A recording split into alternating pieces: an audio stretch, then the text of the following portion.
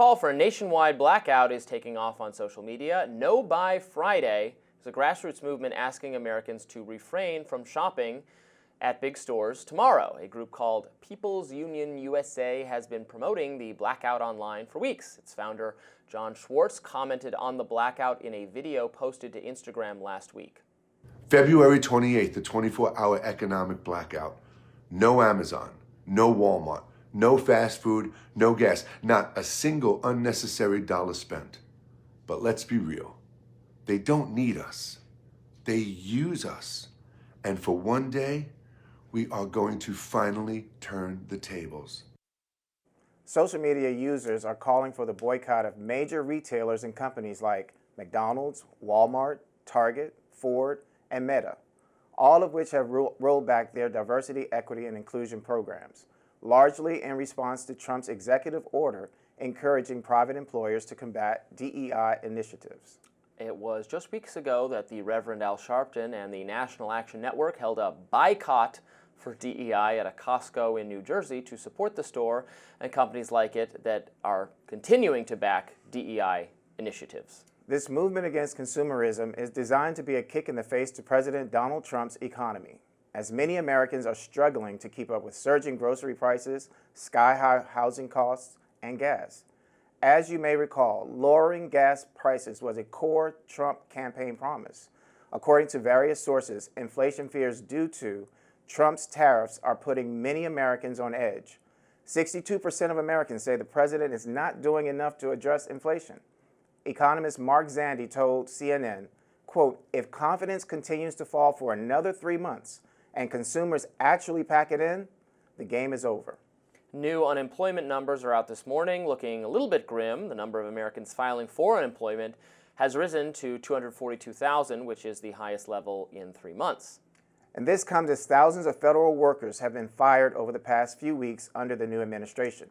Yes, if unemployment numbers are rising because government workers are who are not essential are being let go, I'm all fine with that. Tell me, so this is the left is striking in favor of DEI? That's what's happening here?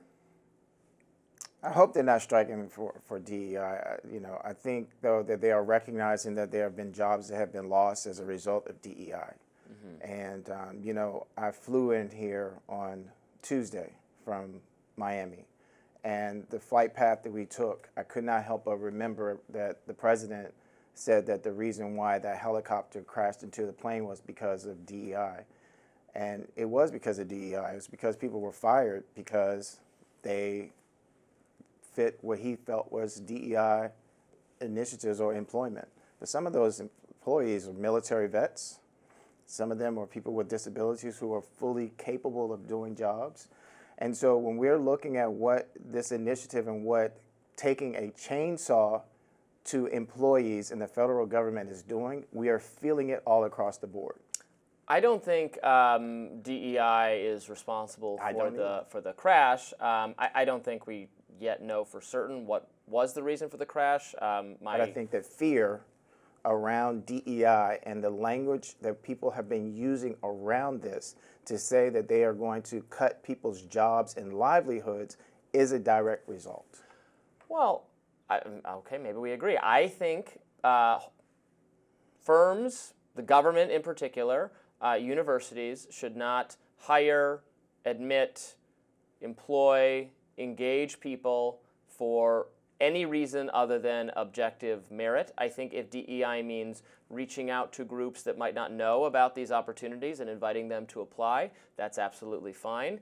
If it's we need more of people who look X, Y, or Z or have X, Y, Z, whatever, and they are not as qualified based on test scores at universities or entrance exams or whatever, I think that's bad, and most Americans agree with me. You know what? I love football.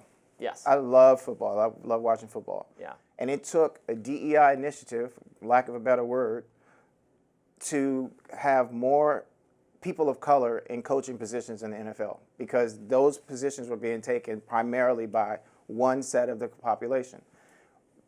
When we look back historically, unfortunately, America has a nasty history of discrimination. So there has been a need for these initiatives, but I also think that there is a need. I think that two things can be true. There's also a need for us to get out of the conversation about just talking about marginalized communities and really talk about the whole. How is this, and how is by building up and by having diversity within our workforce, that people who are qualified to be in these positions, people who then are also given the right education tools to be able to be qualified to compete. And so there's a larger conversation to this for why there was a need for DEI. There's a larger conversation for why there was civil rights legislation that was passed during the 60s. And people would like to believe that that's an equal playing field, but there are a lot of people that don't feel that there's a level playing field. Well, if we're just correcting discrimination, which is and should be illegal, certainly that's fine. If black people are not being hired to be coaches because of discrimination of the people who make the hiring decisions, that is illegal and should be corrected and undone. I agree with that. The component of DEI that I find most toxic for the workplace is some of these, and will be totally familiar to our viewers because I've talked about this a lot, some of the training workshops, some of the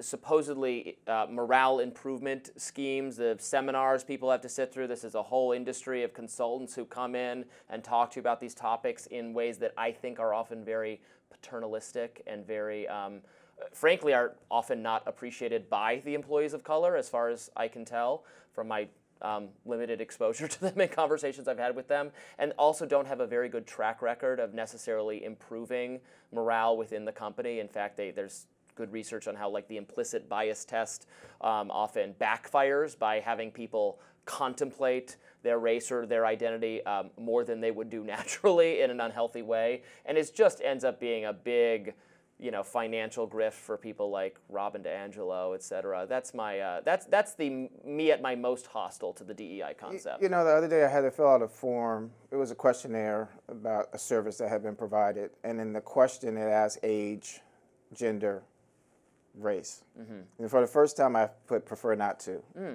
And I think that that's really where, as a multi-generational American who is a descendant of both slaves and enslavers, you can tell by the color of my skin, something happened from being my ancestors being kidnapped from Africa and brought here. Sure. But the conversation here, to me, is I just want to be recognized as an American.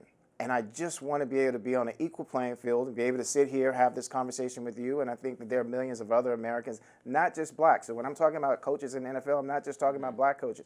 I'm talking about coaches in general, people in general, human beings, and how we are treating each other as Americans. So I do, and I think that all of this lends itself to a necessary conversation. And that some of the things that I'm talking to my friends about, especially in this changing political landscape, is that maybe we have to do a better job of listening. We keep asking other people to hear us, but we also have to do a better job of listening so that we can find that pathway of more common ground to make America a better place for all of us. Yeah, to me I agree with that. To me that's not DEI, that's just equality, which is totally exactly what I want. Especially we should have legal equality, we should have measures to make people be treated more equally. I agree with that. I think most Americans do. Up next, Andrew Tate and his brother Tristan Tate, who have been held in Romania for 2 years, they are coming to the United States. We'll discuss. Stay with us.